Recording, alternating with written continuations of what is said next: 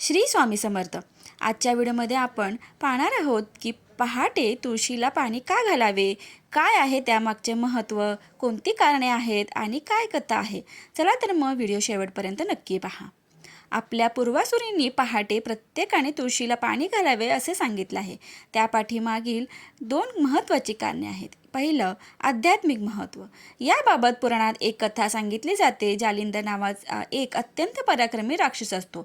आपल्या पराक्रमाच्या बळावर त्याने देवांना आणि साधू संतांना पार त्राही करून सोडलेले असते. त्याला कसे रोखायचे हा प्रश्न सर्व देवांना पडतो. मग देव विष्णूला शरण जाऊन जालिंदरापासून आपले रक्षण करण्याची विनंती करतात. विष्णूंनी जेव्हा जालिंदराबाबत माहिती काढली तेव्हा त्यांना असे कळते की त्यांची पत्नी वृंदा ही सती पतिव्रता असते. तिच्या पतिव्रत्याच्या सामर्थ्याने जालिंदर विजयी होत असतो. त्याला पराजित करायचे असेल तर वृंदाच्या पतिव्रत्याचा भंग करणे हाच उपाय उरतो.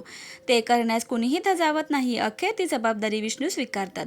जालिंदराचे रूप धारण करून विष्णू वृंदेच्या महालात जातात.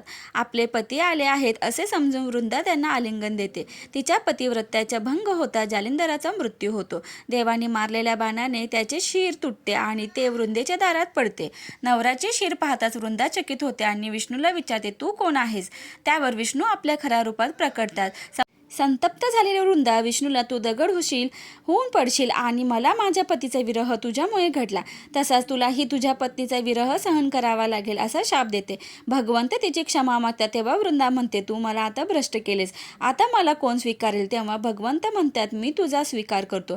इतकेच नव्हे तर जे तुझी पूजा करतील त्यांच्यावर माझी कृपा असेल. त्यानंतर वृंदा सती गेली. पुढे तिच्या शापामुळेच रामावतारांमध्ये भगवंताला सीतेचा विरह सहन करावा लागला. देव दगड होऊन पडले, त्याला शालिग्राम म्हणतात. ज्या ठिकाणी तिच्यावर अंत्यसंस्कार झाले तिथे तुळशीचे रोप उगवले.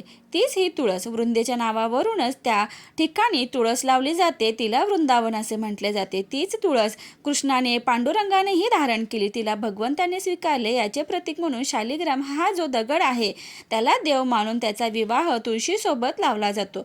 ही भगवंताची प्रिय होते, म्हणूनच तिला धारण करणाऱ्यांवर भगवंत प्रेम करतो अशी श्रद्धा आहे. याच विचाराने वारक यांनाही तुळशीला आज तागायत पूजनीय मानले आहे. दुसरे, वैज्ञानिक महत्त्व. जगातील प्रत्येक वनस्पती दिवसा ऑक्सिजन व रात्री कार्बन डायऑक्साईड सोडते. अपवाद फक्त पिंपळ, कारण पिंपळ रात्रीही ऑक्सिजन सोडतो. म्हणूनच भगवान श्रीकृष्णाने म्हटले आहे की सर्व वृक्षात मी अश्वस्थ पिंपळ आहे, मात्र तुळस ही जगातील एकमेव वनस्पती आहे की जी दिवसा ऑक्सिजन, रात्री कार्बन डायऑक्साईड व फक्त पहाटेच्या वेळी 0.03% इतका ओझोन वायू सोडते व या वायूच्या संपर्कात मनुष्य आल्या त्याच्या मेंदूत सेरोटोनिन नावाचे संप्रेरक स्रवते, ज्यामुळे मनुष्य दिवसभर प्रसन्न व आनंदी राहतो. तसेच त्याची रोगप्रतिकार शक्ती बळकट होते. आयुर्वेदानुसार तुळशीमध्ये सर्दी, खोकला, ताप, त्वचारोग, मधुमेह, रक्तदाब, पोटाचे व किडनीचे विकार, कॅन्सर असे होत नाहीत. कारण तुळशीच्या बिया, मुळे, खोड, पाने, फुले हे सर्वच औषधी आहेत. शिवाय तुळशी शुभ स्पंदनामुळे वातावरण शुद्धी होते. या सर्व बाबींचा गहन विचार करूनच पूर्वासुरींनी पहाटे तुळशीला पाणी घालण्यास सांगितले आहे. इति सर्वेश्वरी चरणार्पणमस्तु.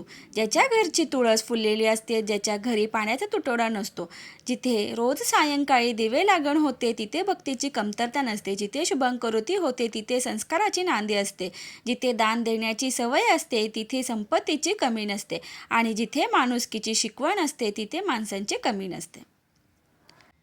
श्री स्वामी समर्थ. माहिती आवडल्यास व्हिडिओला लाईक, शेअर आणि सबस्क्राईब करायला विसरू नका. धन्यवाद.